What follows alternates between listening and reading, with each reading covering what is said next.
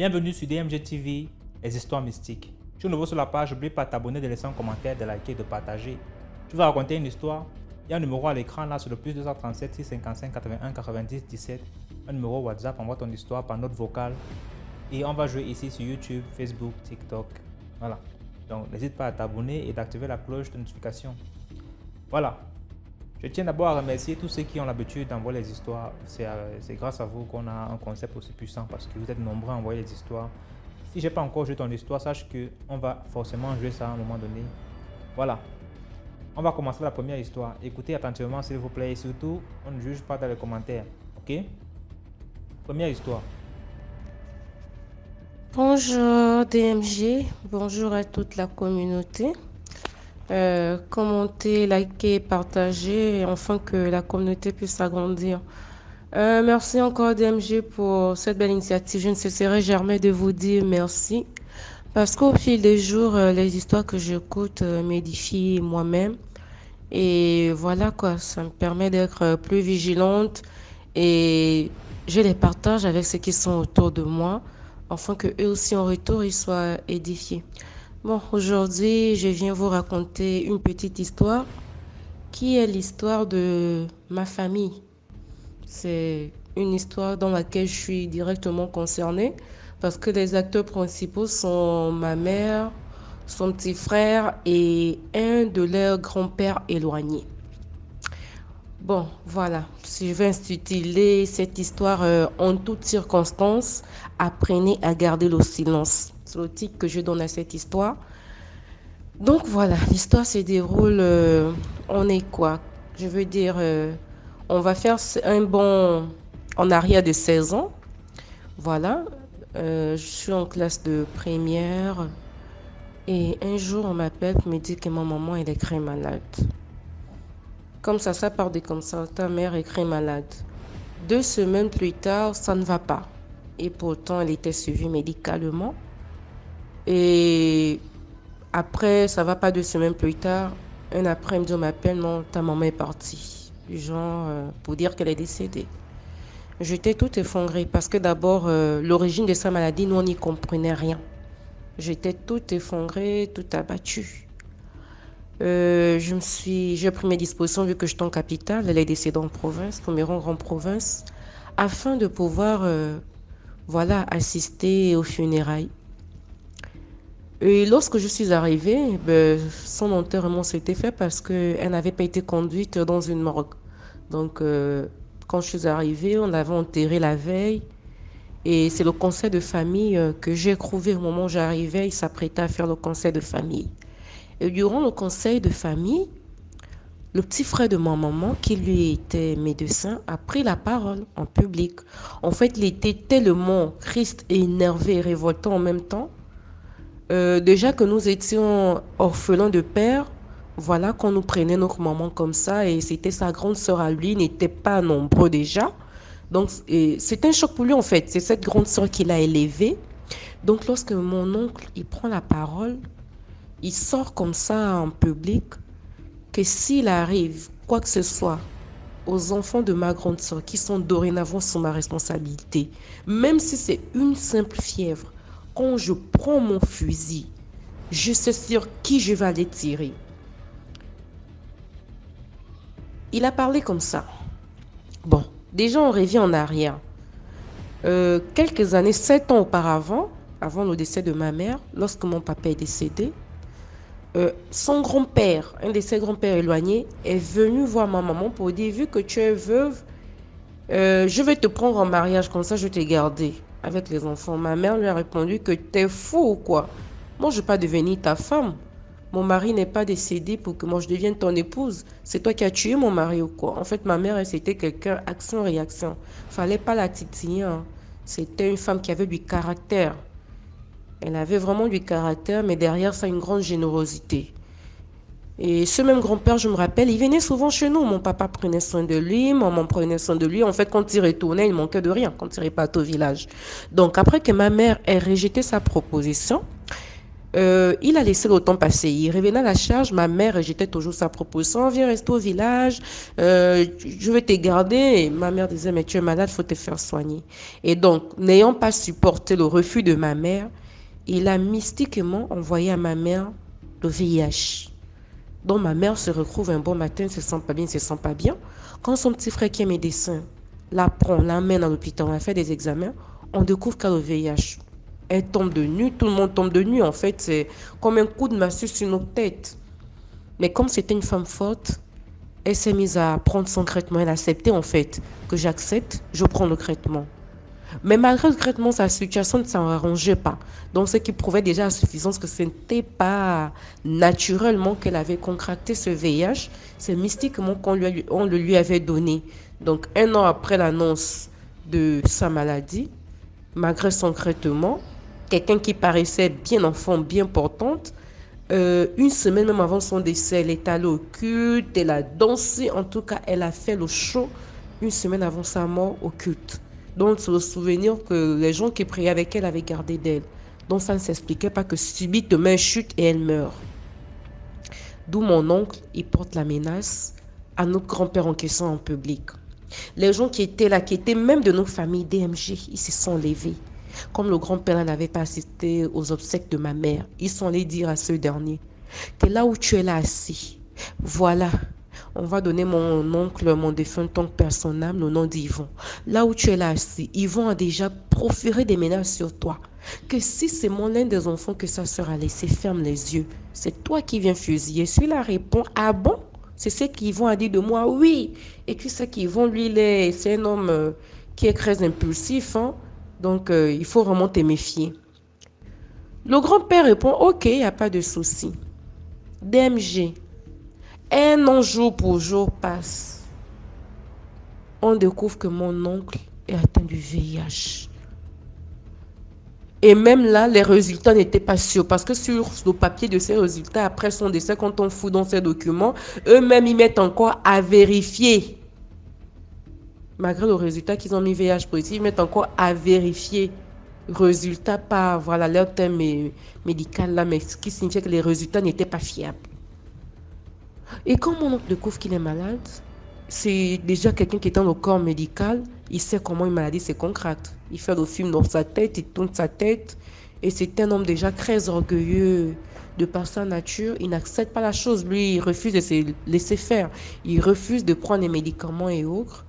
Et c'est comme ça que lui aussi, voilà, il perd la vie. Et nous nous retrouvons parce que ma mère, elle n'a pas eu beaucoup de frères et sœurs, hein, il n'était que 4. Et on se retrouve seulement avec un oncle et une tante qui nous restent. C'est le médecin qui nous soutenait, celui qui prenait soin de nous, même du vivant de notre papa. Il venait en aide à notre père. Voilà quoi, chaque vacances, il prenait des enfants en charge en rentrée scolaire. Donc on se retrouve dans une situation où on est démoralisé, dépaysé. Tout en même temps. On ne sait plus à quel saint se vouer, si c'est né à Dieu.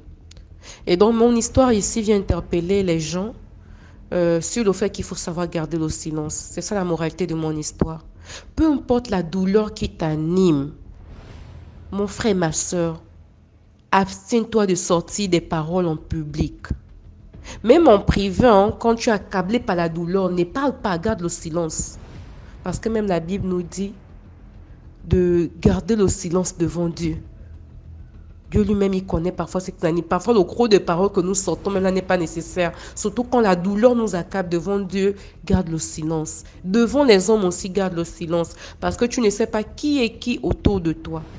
Mon oncle a été vendu par des gens de notre famille qui sont allés au village dire, parce que au conseil des familles, il n'y a que la famille, qui sont allés dire à nos grands-pères éloignés, là, sachant que c'est un sorcier, c'est un homme mystiquement qui est dans le mysticisme à un haut niveau, ils sont de lui dire, voilà, ce que ton petit-fils a déjà proféré comme menace à ton endroit, et il va l'exécuter si tu ne fais pas attention à toi. Donc, il faut savoir garder le silence dans la vie. Peu importe ce que tu traverses, ta douleur qui t'anime, apprenons à être silencieux. Toi-même, ce que tu as résolu de faire là, garde ça dans ton cœur. Les gens verront seulement la suite avec leurs yeux. Merci Bonne continuité à vous et j'espère que mon histoire va édifier certaines personnes. Ciao. Voilà, merci beaucoup pour l'histoire. On passe maintenant à la deuxième histoire. Écoutez attentivement, s'il vous plaît. Hey DMG, bonjour. J'espère que tu vas bien. Je salue toute la salle, je salue l'équipe. J'ai une histoire à raconter DMG qui est liée au fétiche. Quand je parle ici des fétiches, je ne parle pas des fétiches que vous allez chercher avec les vieux villageois et les marabouts, mais les fétiches, ce qu'on appelle dans le milieu des relations sexuelles qu'on appelle fetishes en anglais, ça veut dire les fétiches sexuels. Bien. Quand je finis le boulot, les vendredis, à cause de la pression, tout ça, je me dis qu'il faut que j'aille m'asseoir quelque part et je prends un ice cream là et je me mets à l'aise. Et j'aime beaucoup le ice cream de Baskin Robbins. Ils ont un parfum qu'on appelle la Strawberry Cheesecake et ils font ça tellement bien. Donc, je vais chaque vendredi pour ce machin-là. Ce vendredi-là, quand j'arrive, je m'assois. Au moment où je suis concentré sur mon machin, en train de me mettre à l'aise, tout ça, je lève la tête, je vois une jeune fille de Nouvelle-Zélande là, qui est assise devant moi. Elle rit, elle sourit, je fais mon cœur, rire, sourit. Je la regarde, dans mon cœur, je me disais, ouais, moi je regarde DMG. Si tu vas venir à côté de moi avec tes conneries là, tu vas voir ce que tu vas voir. Donc, au moment où j'abaisse la tête, je fais mes choses, tout à coup, elle est arrêtée devant moi. Je dis, ah. Donc, je lui ai dit, bon, assieds-toi, elle s'est assise. Elle a commencé à causer un peu. Je lui ai demandé, mais qu'est-ce qu'elle fait dans les parages? Elle me dit, non, elle est venue voir une amie. Je lui ai demandé aussi qu'est-ce qu'elle faisait. Elle m'a dit qu'elle était chef audit dans une institution financière à côté là. Et que elle aussi, elle faisait OnlyFans. OnlyFans, c'est une plateforme comme les Facebook, comme les WhatsApp, mais c'est un peu différent parce que là-bas, c'est un peu au comportement un peu négatif de vendeuses de piments, les trucs comme ça. Là-bas, les femmes, qu'est-ce qu'elles font? Elles postent les photos comme leurs pieds, leurs fesses, leurs doigts, leurs tant, et même encore plus grave. Et les hommes qui y vont pour regarder ces machins-là doivent payer de l'argent pour pouvoir regarder. Par conséquent, ça permet aux femmes-là de faire un peu d'argent. Et cette fille-là, elle m'a dit qu'elle fait ça. Je n'ai pas compris pourquoi elle m'a dit ça. Je ne sais pas si c'est parce qu'elle pensait que j'allais souscrire à sa page ou bien quoi que ce soit, mais ça m'a surpris parce que cette plateforme-là n'a pas une bonne réputation. Donc, pour qu'une fille vienne comme ça et elle jette comme ça sur la table, je me suis posé des questions. Donc, j'ai fini de faire ce que j'ai à faire. Je lui ai dit, bon, écoute, moi, je veux partir. Elle m'a dit, oh non, je pourrais lui donner mon numéro. Bon, je ne voulais pas m'associer à ce genre de personnes-là. Parce que quelqu'un qui fait OnlyFans, déjà, ta réputation là, c'est déjà un genre. Donc, je ne voulais pas d'abord me jeter dedans. Donc, je lui ai dit, oh non, non, non, pas maintenant. Je viens de vous connaître tout ça. Et je suis parti. 2 semaines après, je m'en vais. J'étais assis en train de manger et elle vient. Dès qu'elle me voit, elle s'exclame, oh, comment ça arrive? Directement, elle prend le truc, elle vient s'asseoir sur ma table. Donc, on cause, on rit, tout ça là. Quand je devais partir, elle me dit de lui donner mon numéro de téléphone. Bon, vous voyez, à un moment, tu commences à te sentir un peu mal à l'aise. Je me suis dit, bon, écoute, bon, attends, je lui donne mon numéro de téléphone. Donc, j'ai un numéro de téléphone que je n'utilise pas très souvent. Donc, je lui ai donné. Voilà comment la semaine commence. Elle m'appelle le lundi au boulot. Elle me dit, bon, écoute, vraiment, je voudrais t'inviter à la célébration de mon anniversaire le vendredi soir. Que c'est toi seul que j'invite, donc vraiment ça me ferait plaisir que tu sois là. Je ne voudrais pas que tu me laisses seul, tout ça, tout ça. Je lui ai dit, mais et ton copain? Elle me dit, ah, lui, il faut le laisser. Elle se marie. Elle dit, bon, il n'y a pas de problème. Moi aussi, comme je dois aller là-bas pour mon machin, je me suis dit, bon, il n'y a pas de problème.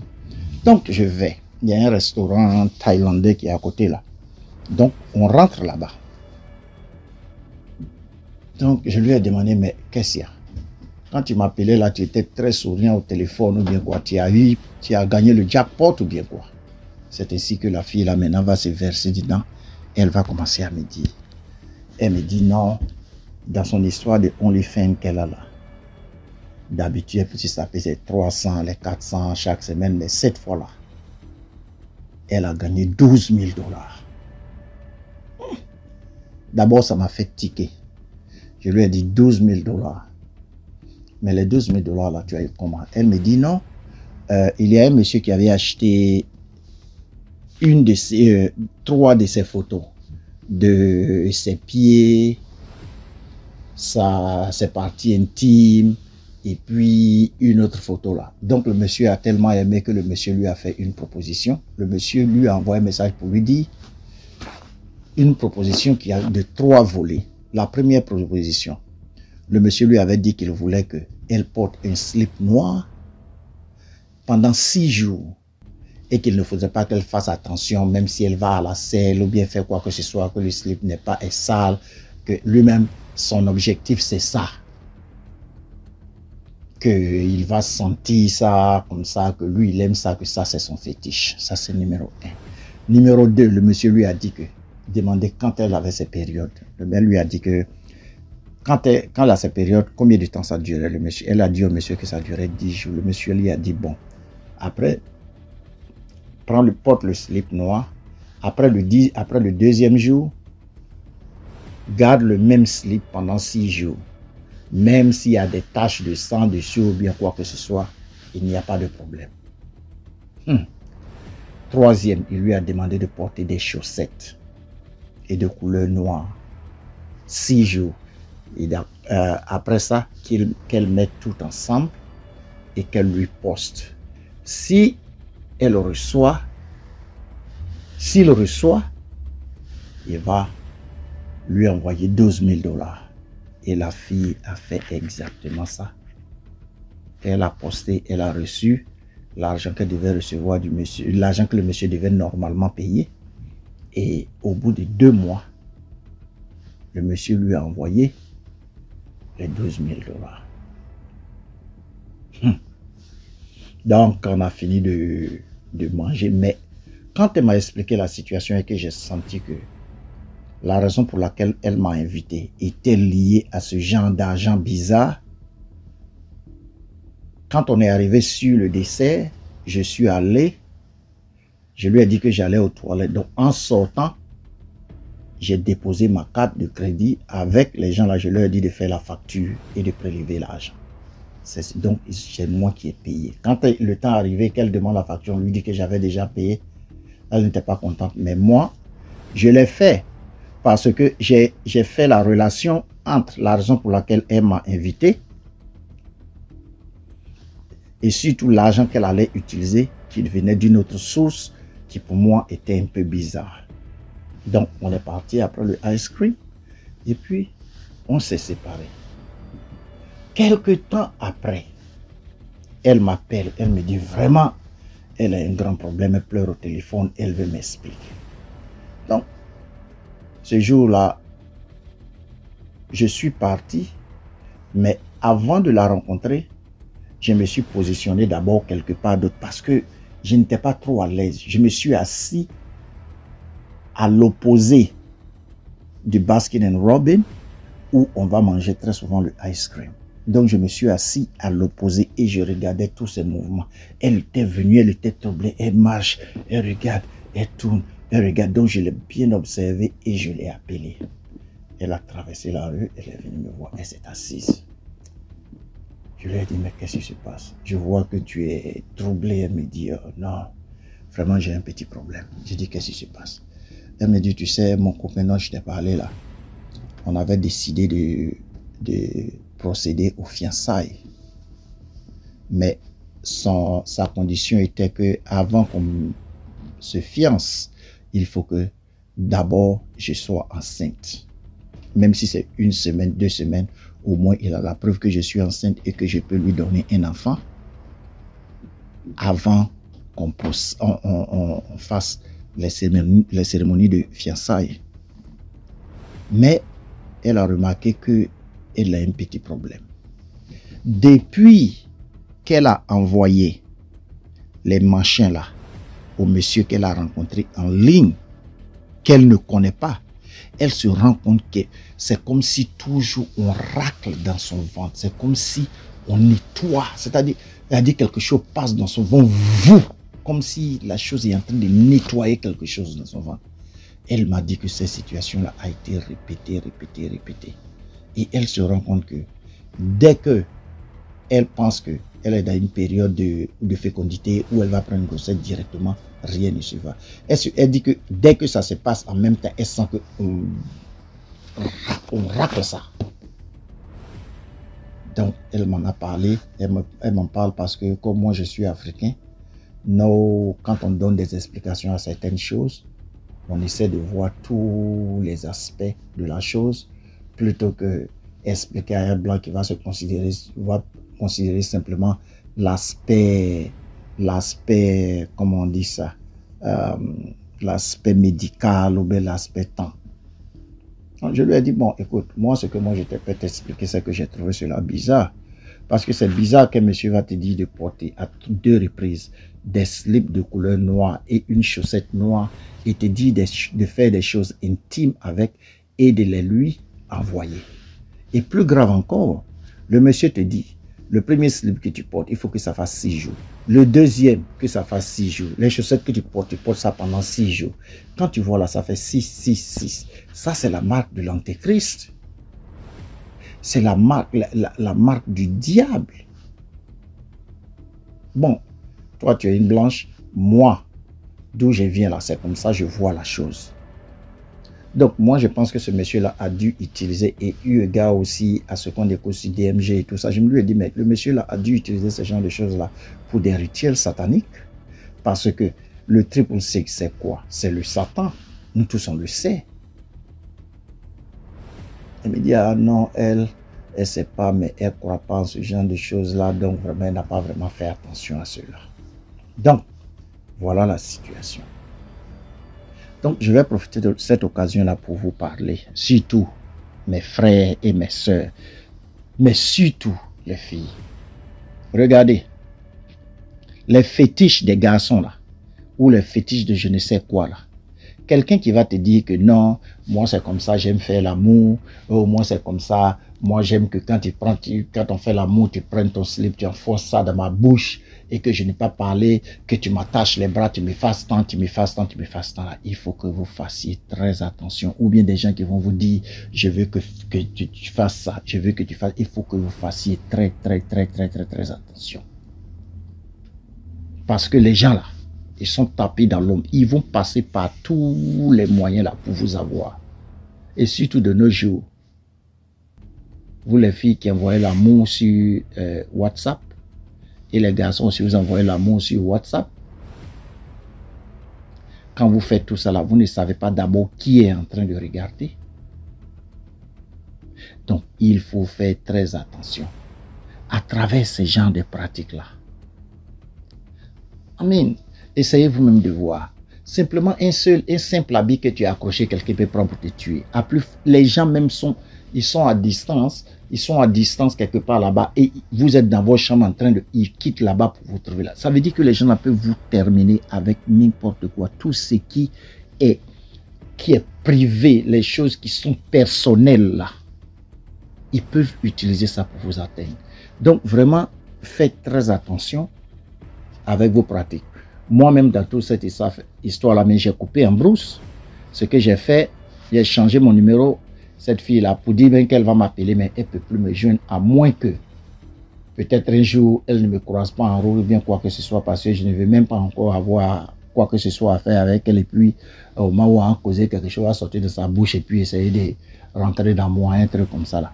Donc, j'ai laissé ça. Donc, vraiment, ouvrez les yeux et faites très attention. Cessez de vous faire valoir et vouloir faire les choses dont vous n'êtes pas habitué, vous ne connaissez pas, vous n'êtes pas habitué à ce genre de choses-là, mais comme vous les petites filles là, vous voulez prétendre être d'une classe particulière et vouloir montrer que moi aussi je fais ce genre de choses-là, je suis dedans aussi pour qu'on dise que vous êtes arrivés là. Vous les garçons aussi là, vous amusez à mourir comme ça, un à un.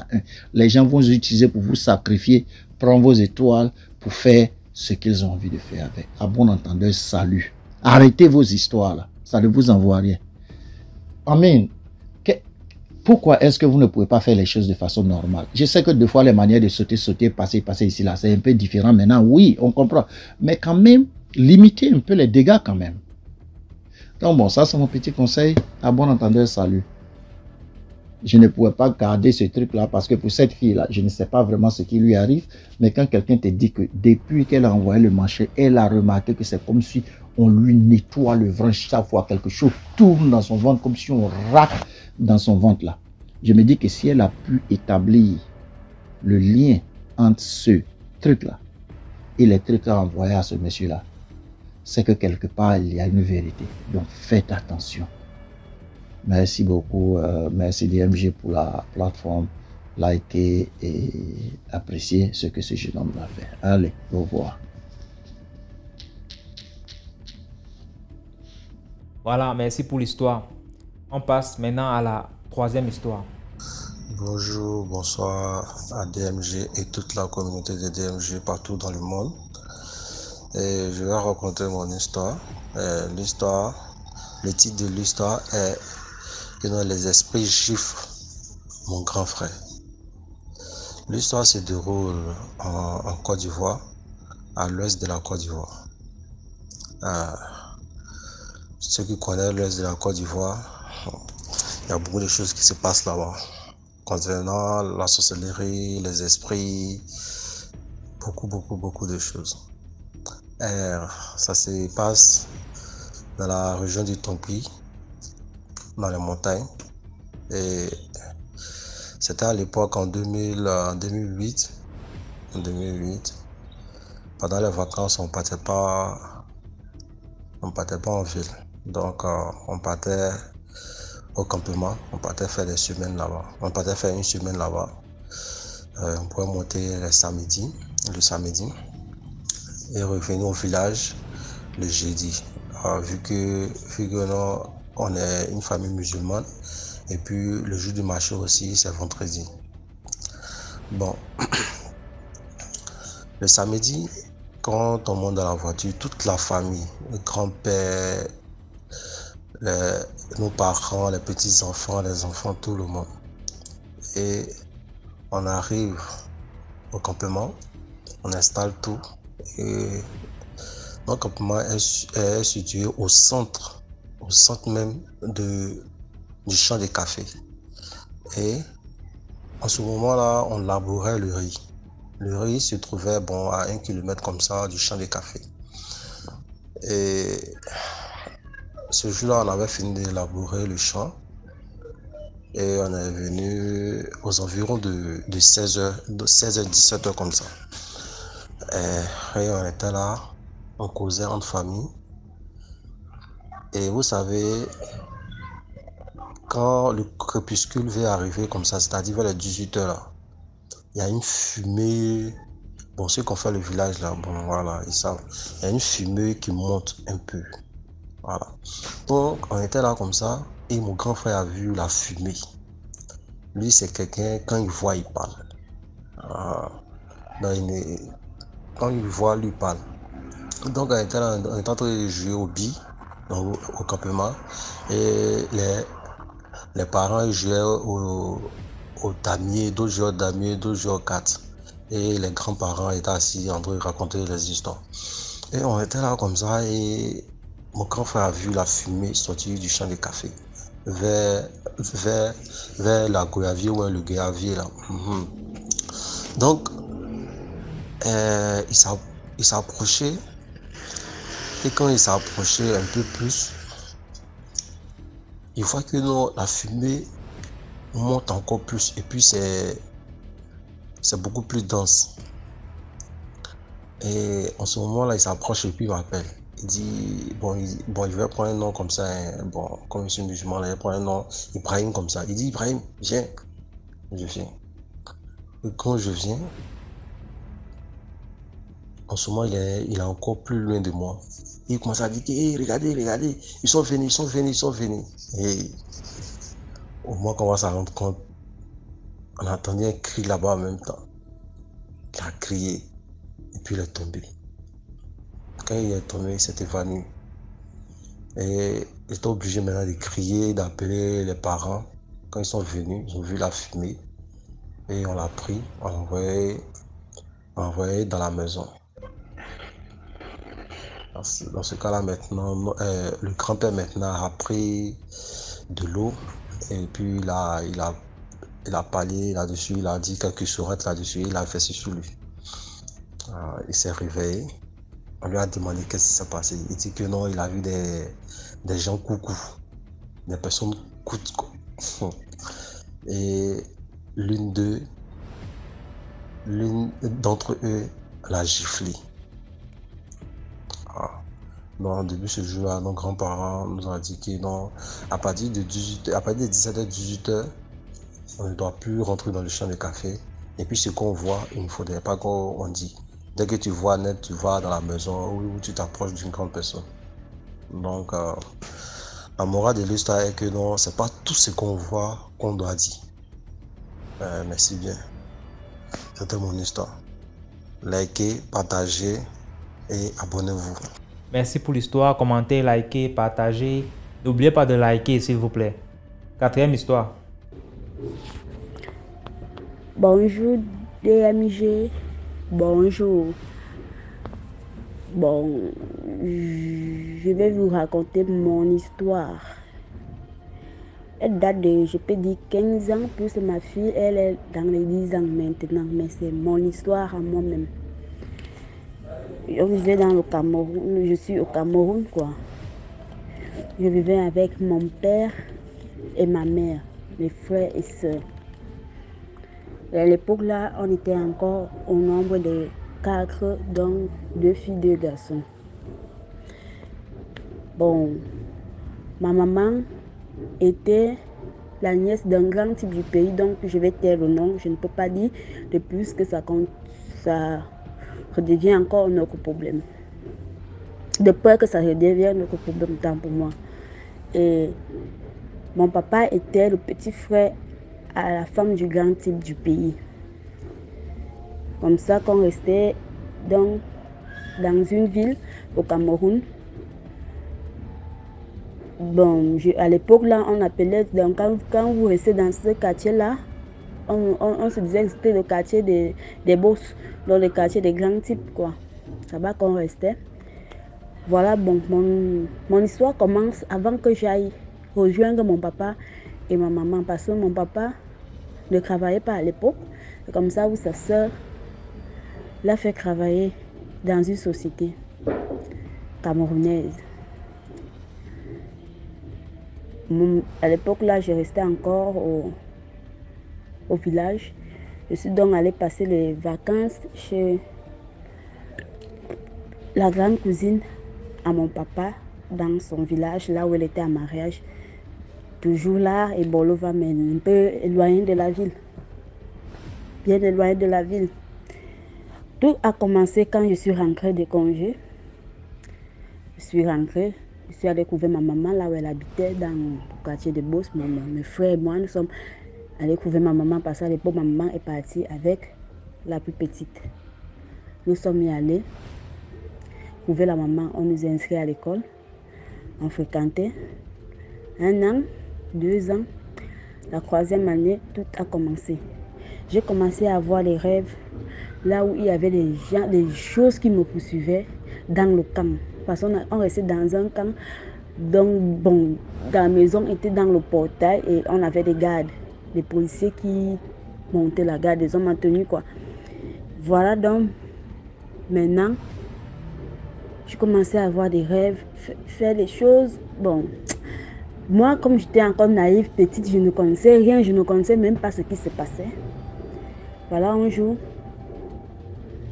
je commençais à fréquenter une église avec mes voisines du quartier. Je partais à l'église, l'église est épaissée. Donc là, on faisait l'exorcisme, on enlevait les démons et quoi et quoi. Je partais à l'église avec mes voisins. Voilà, un jour, le pasteur me pose les mains. Je sens dans ma poitrine comme si on avait versé du feu dans ma poitrine. Ça chauffait là-bas à l'intérieur. Après quand c'est terminé, je suis rentrée à la maison. J'ai expliqué à ma maman que voilà comment ce qui s'est passé. Voilà, ma maman m'a dit, ah, en tout cas, demain, vous avez encore prié quand? J'ai dit à ma maman, en tout cas, demain, nous allons y aller ensemble pour aller voir ton pasteur. J'étais encore bien petite. Nous sommes partis. Le pasteur m'a imposé les mains. Le même scénario s'est encore passé. Bon, il paraît, bon, moi, comme j'avais perdu connaissance, mais il paraît que j'ai commencé à parler. La chose qui était en moi a commencé à parler, dire ceci. C'est ma propriété privée, c'est ma propriété privée, je suis... Le pasteur lui pose la question, selon, je vais vous dire selon ce que ma maman m'avait expliqué. Tu es qui? Il dit, je suis sa tante. Et c'est l'enfant de mon frère, c'est l'enfant de mon frère, je suis sa tante. Je suis sa tante. Mais on dit, tu es sa tante, tu fais donc quoi ici? On dit, non, je suis venue pour tout détruire. Je suis venue pour tout détruire. Son papa ne peut pas tout avoir. Son papa ne peut pas tout avoir. On lui dit le nom. Je ne vais pas dire le nom. Bon, ma tante l'a dit son nom. Ok. Elle dit, je ne suis pas seule. Je suis avec la... Bon, c'était d'abord la cousine à mon père qui a dit son nom. Elle dit, bon, je ne suis pas seule. Je suis avec la grande soeur à son papa. Le pasteur a commencé à prier jusqu'à la grande soeur. Mon papa, elle a dit son nom. Voilà comment les problèmes ont commencé. Ma maman, comme c'est une femme qui ne s'assoit sur rien, quand ça l'énerve, elle doit te montrer que ce que tu l'as fait l'énerve.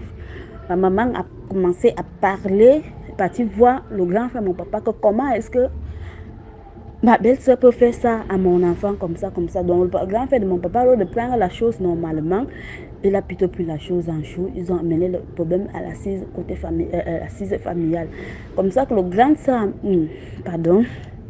la grande sœur à ma mère, à mon père, la grande sœur à mon père même dit que non, comme l'enfant est malade, amenez-moi l'enfant, je vais soigner l'enfant.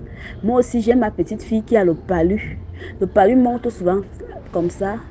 L'enfant commence à dire de n'importe quoi. La cousine de mon père s'est fâchée. Elle s'est fâchée. Elle a dit tout. Faire les assises familiales. Comme c'est bon, c'est dans quand même une grande famille dans les bourses du pays, quoi. Faire les assises familiales. Oh, on a fait l'assise. Oh, amenez tel, amenez tel. Le problème s'est aggravé jusqu'au point où on a demandé à mon père de choisir soit sa famille, soit ses enfants et sa femme qui ont les esprits au corps. Mon papa a dit que lui ne peut pas abandonner sa famille. Il va épouser une femme qui va lui faire d'autres enfants. Ma maman ne voulant pas perdre son mariage, elle est partie voir son pasteur. Que comme ça, comme ça, comme ça. Ma belle famille dit que si je veux qu'ils me reprennent, je dois acheter la chèvre et pas l'égorger, et pas les donner la chèvre pour qu'ils égorgent. Le pasteur a dit, comme tu vas aller avec la chèvre, la façon qu'on va égorger la chèvre, c'est comme ça qu'on va égorger ton enfant. Ma maman a dit, ok, comme c'est comme ça, je préfère le mariage, je préfère finir que de perdre mon enfant. Comme ça que le mariage était fini, ma maman était quittée, mon grand frère était chez l'un de mes oncles, toujours du côté là. On a chassé mon grand frère, ma maman est partie louer une maison, on a commencé à souffrir, on avait souffert. Nous avons souffert jusqu'à... Ça n'allait pas, BMG. Ça n'allait vraiment pas. Jusqu'à un jour, les années après, je suis tombée enceinte. J'ai perdu mon enfant dans mon ventre. On a dit qu'on va m'opérer. On a dit qu'on va m'opérer un jour. Un jour, ma maman, le jour où on devait m'opérer pour enlever le bébé mort dans mon ventre, que le bébé était décédé dans mon ventre, la grossesse était à 7 mois. J'ai encore fait 2 mois avec le cadavre du bébé dans mon ventre. J'ai encore fait 2 mois avec le cadavre du bébé dans mon ventre jusqu'au point où tout le village savait qu'on devait m'opérer. Un jour qu'on devait m'opérer, que ma maman s'apprêtait d'elle comme ça, que ma maman va, l'homme lui dit que si tu amènes ta fille à la salle d'opération, ta fille va mourir. Si tu amènes ta fille là-bas, maman dit, mais qu'est-ce que vous me dites comme ça? Ma fille, elle a un cadavre du bébé dans le ventre, qu'est-ce que je peux bien faire? L'homme lui dit, non, n'amène pas ta fille là-bas. cherche plutôt un homme de Dieu. Amène ta fille chez un homme de Dieu. Mais si tu amènes ta fille, comme pose ta fille sur le bloc d'opération, ta fille va y rester. Comme ça que ma maman pas encore voir le pasteur. Le pasteur commence à prier. Le pasteur commence à prier. On prie. C'est là, j'ai commencé à avoir des concrétions. Le temps que j'avais les concrétions à la maison, c'est comme ça que ça chauffait là-bas à la maison. J'avais les concrétions à l'église, ça chauffait là-bas chez mes tantes. Ça ne donnait pas. Parce que pour eux, c'est que je devais mourir. Ça ne donnait pas. Jusqu'à c'était quitté, ils sont quittés là-bas jusqu'à venir me couver en personne. Venir me couver à l'église là où j'étais. Me dire que tu crois que quoi? Tu vas mourir. Tu vas mourir. Tu ne peux pas nous défier comme ça. Tu ne peux pas défier. On a donné quelque chose à ton père dont ton père doit payer. Il ne peut pas avoir le travail comme ça sans payer. Ton père doit payer quelque chose. Moi, je ne connaissais rien. J'ai dit, bon, comme c'était comme ça, et la façon que j'étais fatiguée, j'ai dit, bon, Seigneur, me voilà, je viens, prends-moi. C'est le seul mot que je me souviens avoir dit que Seigneur, me voilà, je viens, prends-moi. Si telle est ta décision, qu'il en soit ici. Comme ça, je me suis réveillée, je peux dire 2 jours après. Je me suis réveillée, je n'étais plus enceinte. Bon, par miracle, on ne m'avait pas opérée. Ma maman commence, ma maman me dit, tu avais perdu connaissance. À peine que tu as perdu connaissance, l'enfant est sorti seul. Comme ça, comme si c'était que le genre qu'on mange le couscous avec la sauce gombo. Donc l'enfant a glissé seul. Les merveilles du Seigneur. Comme ça, alors j'ai accouché 1 an après. Je suis restée là. Moi, j'ai dit, moi je ne vais plus accoucher parce qu'il faut que je tombe enceinte. Pour ça tourne toujours comme ça. Bon, moi, je ne vais plus accoucher. Tellement que j'aimais ma tante. Chaque fois, il partait passer les vacances là-bas, mais je ne savais pas que c'était ma tante là qui me faisait ça.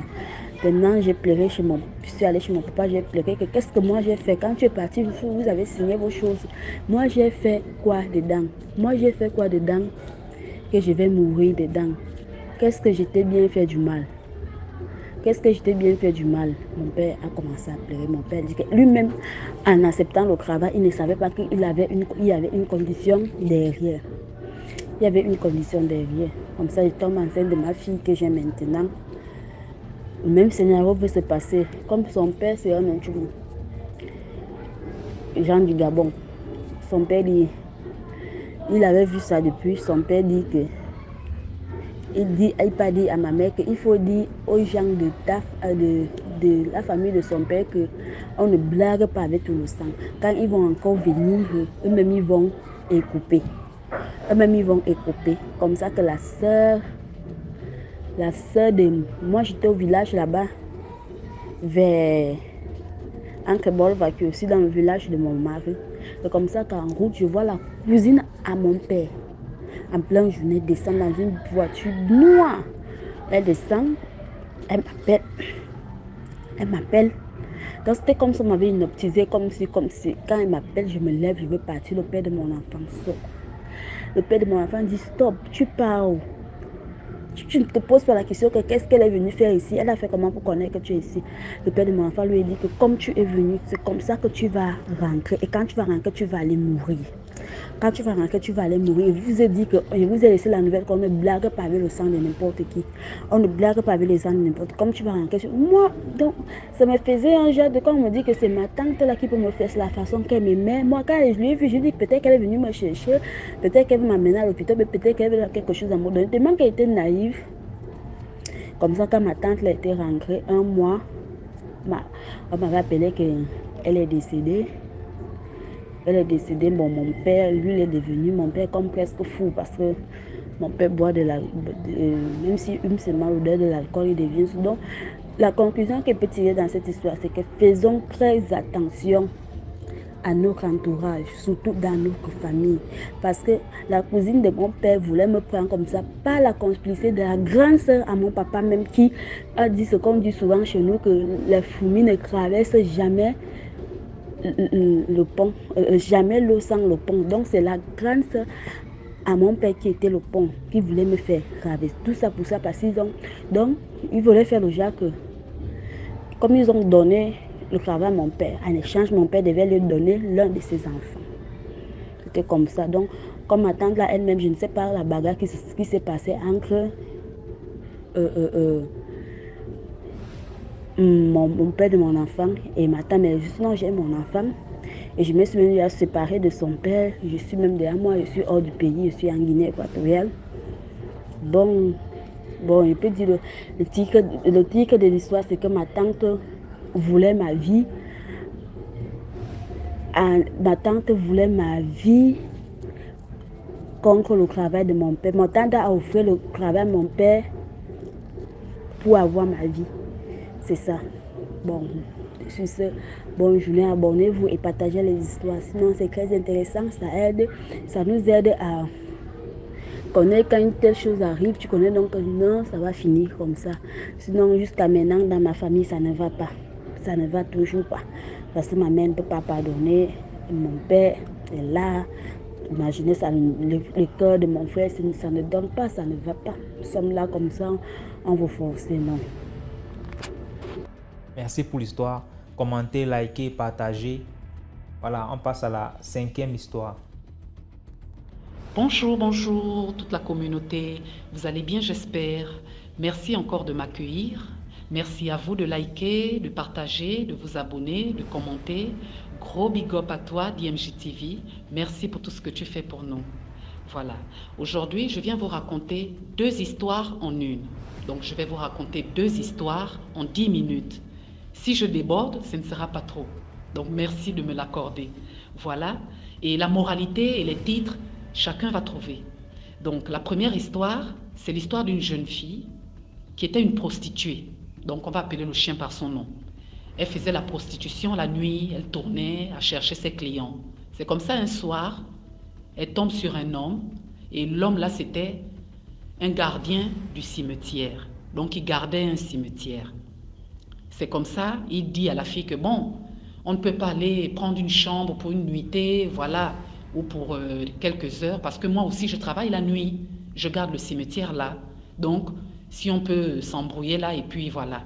Bon, la go, elle est là, elle se sent un peu mal à l'aise quand même, dans un cimetière, dans une petite cabane, comme ça. Mais elle s'est dit, ah, la nuit est déjà avancée. Il était peut-être déjà 4 heures du matin. Elle s'est dit, bon, je vais faire ça vite là, et après je vais rentrer. Donc, ils sont entrés dans la cabane du gardien. Ils ont fait ce qu'ils avaient à faire. Elle est sortie. Elle s'est maintenant mise là au goudron pour attendre son taxi pour rentrer. Mais comme l'heure était déjà justement avancée, il se faisait tard et le cimetière est un peu éloigné. Donc, elle est là au bout de 10-15 minutes. Il n'y a pas de véhicule. Elle se dit, bon, je vais essayer de marcher. Au moins, j'avance progressivement jusqu'à où je vais trouver un taxi. C'est comme ça, elle marche là sur le goudron. Et devant elle, elle aperçoit 2 jeunes hommes qui viennent vers elle, mais du sens inverse. Donc, ils sont en train de s'éclater à haute voix, genre de gars qui reviennent aussi de leur show, de leur soirée. Oh, la nouvelle boîte de nuit là est cool, hein? Capte la piste de danse. Oh, mais les petites d'abord. Ouais, tu as vu celle qui avait le body rose là? Mais oui, au fait. Pourquoi tu ne l'as pas embarquée? Non, elle m'a trop fait pitié. C'est comme ça, la fille, elle arrive à leur hauteur. Et un d'entre eux s'adresse à elle. Ah, ça va, la go? Ça s'est bien passé? Tu as laissé le grand là-bas. Le grand? Quel grand? Et vous me connaissez où d'abord? Oh, tu ne reviens pas de chez tel qui est le gardien du cimetière? Oui. Alors, c'est notre grand. C'est lui qui nous garde. Oh, bouchon, man. Tu perds encore le temps. Bientôt le jour va se lever. Après, il va encore nous gronder. Les gars la traversent. Elle est restée là, vraiment ébahie, perplexe, stupéfaite, dépassée. Elle a même pissé dans sa culotte, ne réalisant pas ce qui lui arrivait en fait. Donc, elle est d'abord restée là quelques secondes. Mais après, quand elle a fini par se retourner, que non, je rêve ou quoi? Quand elle se retourne, personne, ils avaient disparu. Il n'y avait pas de ruelle, il n'y avait pas de virgule ou quoi. La route, elle était toute droite. Donc, au bout de quelques secondes, même quelqu'un qui s'éloigne, quand tu te retournes, on l'aperçoit au moins de dos en train de partir, mais rien, ils avaient disparu. Elle a pris ses jambes à son cou. C'est comme ça elle était dépassée. En fait, c'était ça la fin de l'histoire, quoi, qui est devenue aujourd'hui son témoignage. Parce qu'elle a fini par devenir chrétienne, elle a fini par abandonner la prostitution, la vie de la nuit, voilà. Donc, elle est devenue maintenant une évangéliste, voilà, qui évangélise les autres prostituées, voilà. Que la vie du dehors, c'est pas une bonne vie, la vie de la nuit, voilà ce que moi j'ai vécu et tout, pour essayer au moins de dissuader les autres. Donc, ça c'est pour la première histoire. Maintenant, la deuxième histoire, c'est l'histoire d'un couple. Ce couple-là, c'était mes bailleurs. Je louais chez eux à l'époque. Donc maintenant, l'homme, ils n'étaient pas mariés, hein, c'était genre des concubins, donc copains et copines. Donc la go vivait là chez l'homme. Et l'homme, c'était un héritier. Donc quand les parents étaient morts, ils avaient laissé les testaments avec ses autres frères. Ils avaient fait la distribution des biens. Lui, il avait hérité d'un immeuble, peut-être de 8 ou 10 appartes comme ça. Et il vivait là avec sa copine là qui était très méchante. Elle ne s'entendait pas avec tous les locataires, même avec ses autres beaux-frères et belles-sœurs, parce que les autres frères et sœurs aussi vivaient là dans la même concession. Elle ne s'entendait avec personne, quoi. Voilà. Et son gars là, c'était un grand dealer de drogue. Hormis qu'il était déjà héritier, qu'il avait l'argent, mais lui, c'était un grand vendeur de drogue. Donc c'est comme ça et tout. Un jour, il était là quand on ne se sent pas bien, voilà, comme un début de palu. Donc c'est comme ça. Entre-temps, il avait déjà un peu les petits problèmes avec sa copine. Et la copine, avec toute sa haine, elle était partie le balancer, voilà, chez les flics. Que non, mon mari c'est un dealer, voilà même là où il cache sa deal à tel endroit et tout, je peux même vous montrer. Ah bon? Oh oui, bon allez, conduisez-nous. Parce que le mari, je crois, l'avait trompé avec une autre petite, un truc de ce genre, voilà. Et c'est comme ça, quand elle arrive là avec les flics, la place où elle montre, c'est la place aussi où les flics trouvent toute la marchandise. Donc c'est comme ça, il ménote maintenant le gars qui était déjà fiévreux, donc il avait déjà son début de palu. C'est comme ça, il emmène maintenant là et tout, il négocie avec lui que bon, quand on voit ton état là, on voit là que tu es malade. Qu'est-ce que on peut faire là pour toi, c'est quoi? C'est seulement négocier, petit. Voilà. Donc tu paies l'amende, on te laisse, ou alors on sera obligé de t'embarquer. Le gars a fait que moi je n'ai rien à vous donner, voilà. Ce que vous avez trouvé là, faites-en ce que vous voulez. Voilà, si vous voulez vous m'emmener en prison, en tout cas moi je n'ai même piquini à rien pour vous. Ils ont dit, il n'y a pas de problème, nous on va appliquer la loi, on va faire notre travail. Ils l'ont pris, ils l'ont jeté en prison, pendant qu'il était déjà dans son état là. Et c'est comme ça maintenant, derrière, la copine est là, les parents donc qui sont les frères et sœurs du gars en question lui disent, quoi? C'est notre frère qui te fait tout, qui te nourrit aux petits oignons, aux petites tomates. Toi tu vas le balancer aux flics. Alors que c'est avec l'argent provenant de cette drogue-là qui te gâte. Et tu jures que c'est là où tu vas encore rester. Quel culot! Mais tu es trop belle, hein, maman? Regarde, prends tes 2 chiffons et dégarpille d'ici. Retourne dans ta misère, ingrate, stupide. Tu n'as encore rien vu. La go est là maintenant et elle vivait chez les copines. C'est comme ça que le gars l'avait même rencontré. Donc c'était une fille, elle était debout, quoi, comme on dit. Elle vivait chez les copines, voilà. Donc elle repart encore dans sa vie, comme ça, aller encore vivre avec ses copines. Maintenant, dans une de leurs sorties, entre filles, elles sont allées dans un coin mal famé. Et arrivées là, c'était un troquet, donc elles étaient assises là, et le troquet là n'avait pas de toilette à l'intérieur.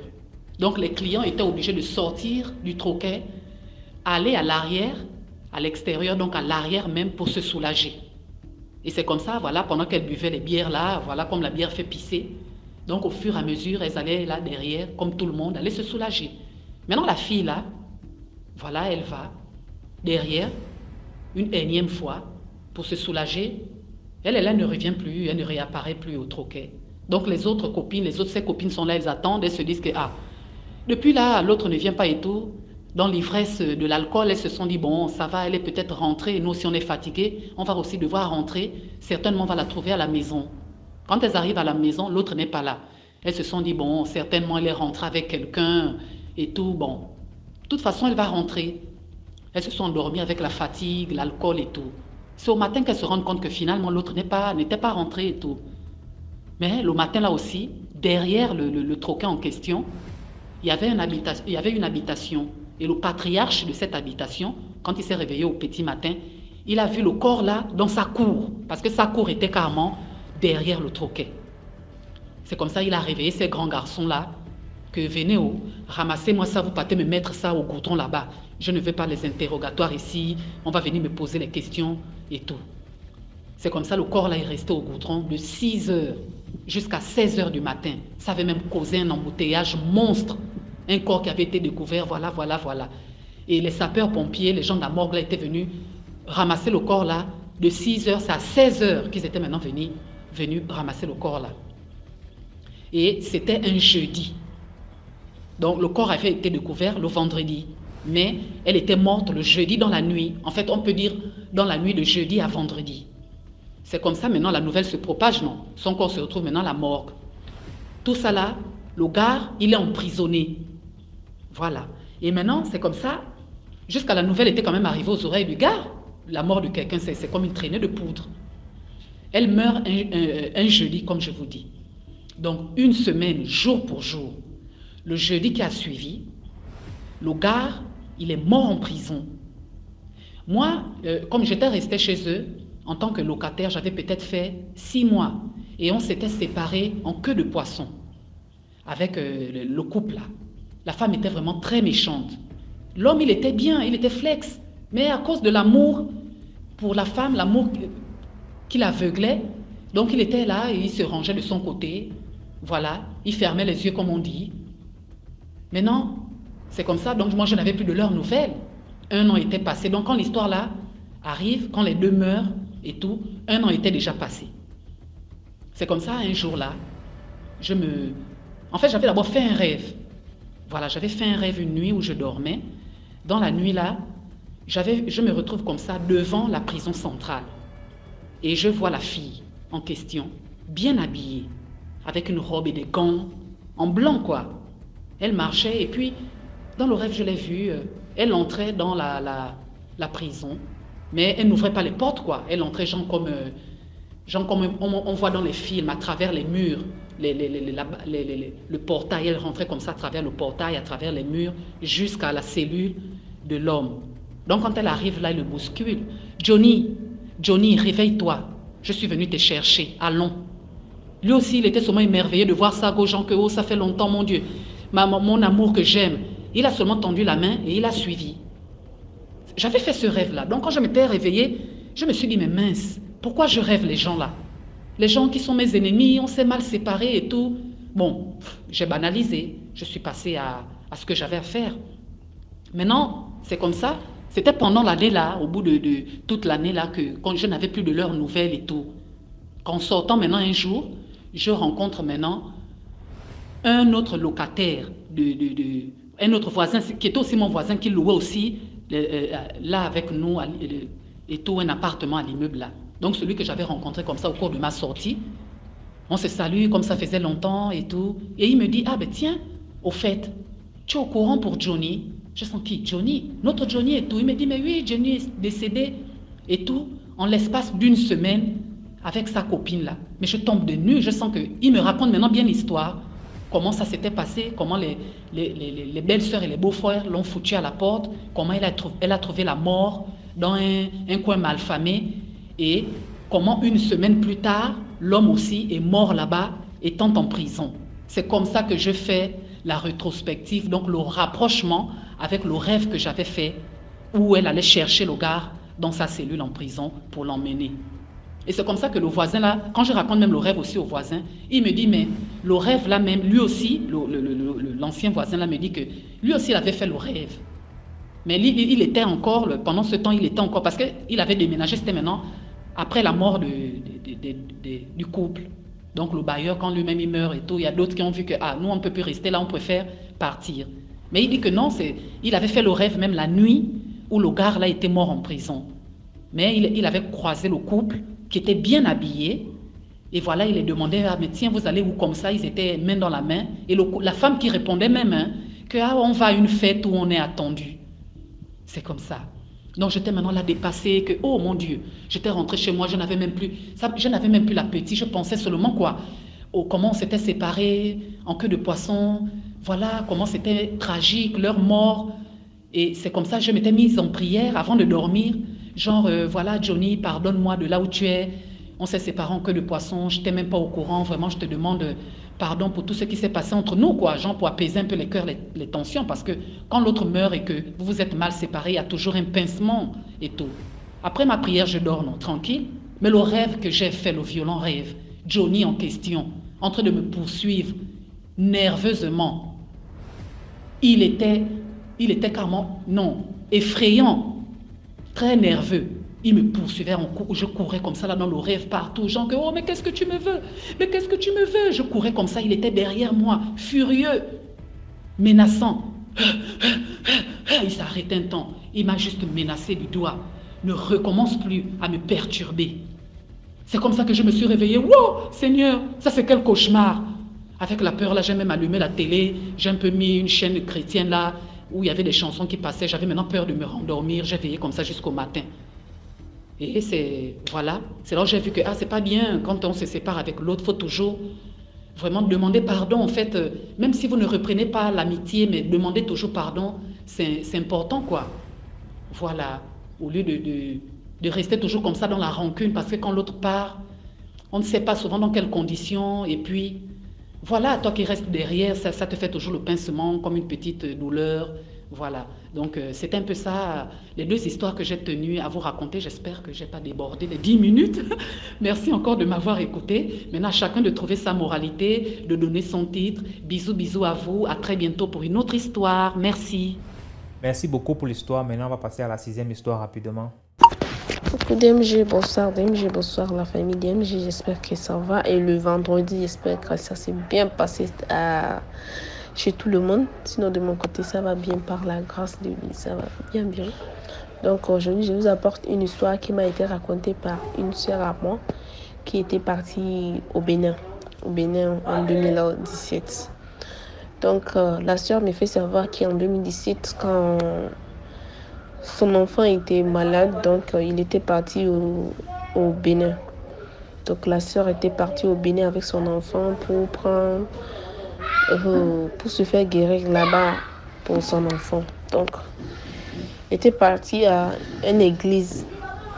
Il y a un pasteur qui est au Bénin qui fait la prière chaque année, que je ne vais pas donner son nom. Donc, la sœur s'est passée là-bas et il y a une sœur qui a mené son histoire et il m'a fait savoir l'histoire là. Donc, l'histoire de la sœur, c'est comment? La sœur qui a mené l'histoire, c'est elle que son ami a trouvé un sugar daddy pour lui. Parce qu'ils étaient des amis comme ça, ce sont deux copines. Bon, je vais dire comme ma sœur, pour que ça va bien se faire comprendre. Donc, ma sœur avait son ami. Donc, l'ami a trouvé un sugar daddy pour ma soeur. Et ma soeur a accepté le sugar daddy là. Donc, ils ont commencé à s'écrire. Mais le sugar daddy est en Europe. Et puis, la soeur au Bénin. Donc, ils ont commencé à s'écrire, à causer. Et chaque fin du mois, le sugar daddy l'envoie de l'argent pour faire ses petits soins. Jusqu'à un jour, le sugar daddy est rentré au Bénin. Quand il est rentré au Bénin, donc, ils se sont vus passer des bons restaurants, faire manger, sortir, mais rien ne s'est passé. Donc, le lendemain, avant que le monsieur va prendre son vol pour l'Europe pour partir, donc ils étaient allés à un hôtel pour faire leur truc. Donc, ça s'est passé comme ça. Entre eux, ils ont fait l'amour. Donc, après ça, le monsieur a donné l'argent à la fille. Il lui a donné 10 millions. Il a donné 10 millions à la fille. Je me suis bien fait comprendre DMG. Elle dit, le monsieur lui a donné 10 millions francs CFA DMG. Après avoir fait l'amour avec le monsieur. Donc, la fille qui a pris les 10 millions, c'est passé chez sa copine. pour lui faire savoir que c'est comme ça s'est passé avec mon sugar daddy que tu m'as trouvé aujourd'hui. Et enfin, on a fait l'amour et le sugar daddy m'a donné ceci. Donc, je vais aller à la maison et la copine en question qui a trouvé le sugar daddy dit que moi, je vais aller à l'église. Viens, on va passer à l'église en même temps. Et la fille dit, non, je vais aller me changer. Elle dit, non, viens, on va aller à l'église. Là, tu vas prier sur cet argent pour que ça va bénir le commerce que tu veux faire. Parce que le monsieur, il a demandé que qu'est-ce que tu veux. Et puis, il a dit que lui veut de l'argent pour pouvoir faire ses commerces que lui a dans sa main. Donc, pour pouvoir développer le commerce. Donc, c'est pour ça que le monsieur lui a donné 10 millions. Sans savoir que le monsieur l'a payé, sans savoir que le monsieur a déjà mis quelque chose dans son corps que lui, elle ne sait pas. Donc, la fille a suivi son ami et Dieu merci. Parce que si ton jour n'est pas encore arrivé, même le diable peut faire tout. Le diable peut passer toutes sortes de routes pour t'atteindre. Mais jamais, jamais tu ne vas pas mourir. Dieu va te faire sortir dans ce problème. Donc, la fille s'est passée à l'église avec son ami. Donc, déjà arrivée à l'église, tout le monde est assis. Donc, tout le monde sera là avant que le pasteur sera là. Donc, tout le monde est assis dans la salle. Et la fille est arrivée, lui aussi s'est assise. Et le pasteur est arrivé. Dès que le pasteur est arrivé, il a dit, il y a une fille dans cette église qui a apporté de l'argent, qui est allée vendre son âme, que la personne n'a qu'à s'élever. Et la fille est étonnée. Mais c'est moi qui ai l'argent dans mon sac. Ou bien il y a quelqu'un encore qui a l'argent dans son sac. C'est là que le monsieur a continué à parler, à insister que la fille qui est dans cette église avec de l'argent dans le sac, la personne n'a qu'à courir tout de suite venir me voir. Parce que sa vie entre dans 3 jours. Dans 3 jours, si la personne ne se lève pas pour venir ici, dans 3 jours, la personne va mourir. C'est là que la fille a pris son sac, elle a couru, aller chez le pasteur. Quand il est arrivé là-bas, il a déposé le sac et le pasteur a commencé à dire que tu es parti voir un homme de diable. La fille dit oui, c'est mon copain, tout ceci. Elle dit non, la personne a payé ton âme avec de l'argent. Donc, je déclare aujourd'hui que tu ne vas pas mourir. Ton âme appartient au Dieu, pas les diables. Donc, ma fille, je vais prier pour toi et je vais faire le retour à l'envoyeur.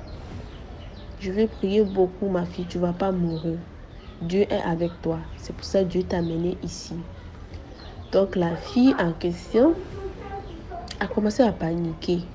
Mais comment se fait-il que le monsieur ici m'a donné tel argent, mais je ne comprends pas ce que le pasteur dit. C'est là que le pasteur l'a expliqué que le monsieur en question, c'est un homme de Croix-Rouge. Donc, la personne a payé son âme. Donc, c'est pour ça qu'elle a rendu cet argent pour pouvoir que dans 3 jours, la fille va mourir sans savoir que c'est de ce côté que la fille est décédée. Donc, c'est Dieu qui l'a menée dans cette église pour pouvoir prendre la prière de Dieu, la main de Dieu avec lui. Donc, la fille en question a commencé à paniquer. Il dit que non, le pasteur, je veux plus de l'argent. Excusez-moi, je suis un peu paniquée avec l'histoire parce que le jour que j'ai appris cette histoire, ça m'a fait peur, DMG. Ça m'a fait vraiment, vraiment peur. C'est pour ça que je n'arrive pas à raconter ça bien comme il faut. Donc, désolée encore. Donc, la fille a déposé l'argent avec le sac. Il dit à le pasteur que je veux plus de cet argent. Et le pasteur lui dit que non, ma fille, cet argent va prospérer dans ta vie. Tu vas réussir avec cet argent. Tes enfants, tes petits-enfants, tes petits-enfants vont naître pour voir cet argent. Parce que tu es quelqu'un que Dieu a donné longue vie et tout le bonheur du monde. L'argent, là, tu vas prospérer avec cet argent. J'ai prié dessus. Ma chérie, viens, ma fille, exactement, ma fille. Les 3 jours là, c'était comme un vendredi, comme ce vendredi aussi. parce que la prière se termine le dimanche. Et la fille est partie à l'église le vendredi, comme aujourd'hui le vendredi. Là, la fille s'est passée là-bas. Et ils ont commencé à faire les prières. Donc le pasteur lui dit que avec les prières là, dans 3 jours, on va te donner les nouvelles de ce monsieur-là. Parce que quand le monsieur lui a donné l'argent, le monsieur a pris son vol et puis il est parti en Europe. Donc c'est comme ça que ça s'est passé. Le monsieur est parti en Europe le lendemain, c'est comme le samedi. Le dimanche, le monsieur est décédé. Le dimanche, le monsieur est décédé en Europe, DMG. Donc durant vendredi, samedi, dimanche, la fille a commencé à faire les prières et n'a même pas parti à la maison. La fille était dans cette église-là, a fait les prières tous les jours que Dieu a créé, parce que son âme est déjà partie avec eux. Donc pour pouvoir faire revenir son âme, c'est difficile. Pour pouvoir faire revenir son étoile, c'est difficile, DMG. Avec la prière dans les 3 jours-là, vraiment Dieu a fait son miracle et puis la fille est restée en vie. Avec cet argent, les 10 millions francs CFA là, c'est resté avec la fille. Actuellement que je te parle, le monsieur est décédé depuis, parce que c'est une histoire de 2017. Donc le monsieur est décédé et la fille est en vie.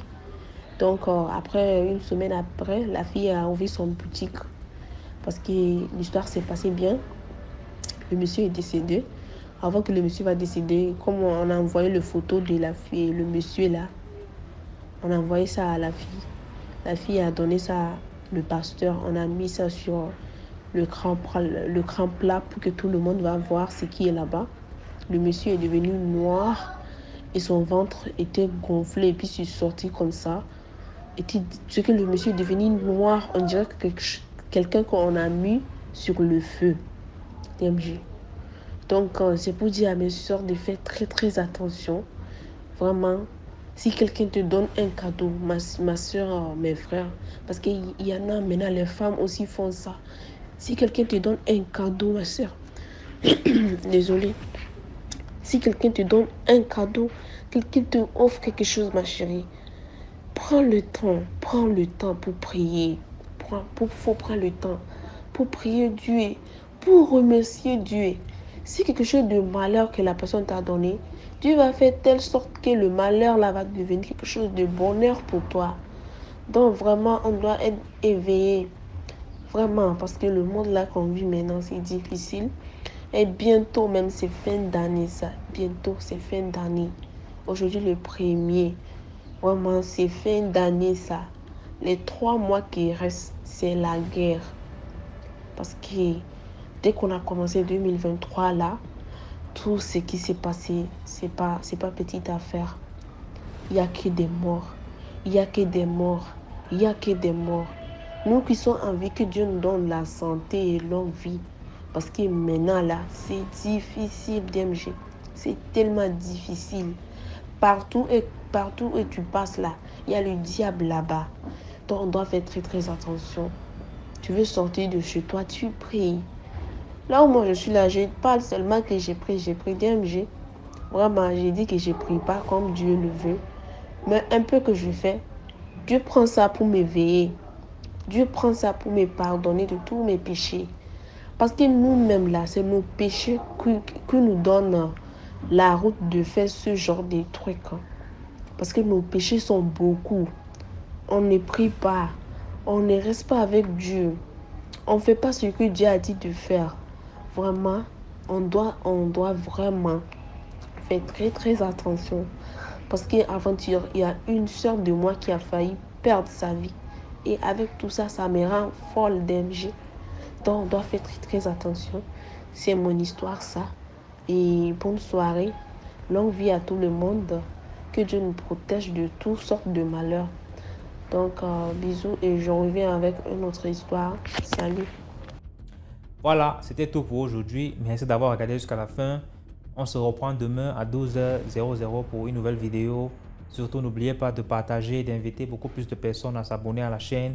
Comme ça, on va grandir ensemble. Plus il y aura d'histoires, plus il y aura de personnes, plus il y aura d'histoires. Voilà. Donc, rendez-vous demain. Ciao, ciao.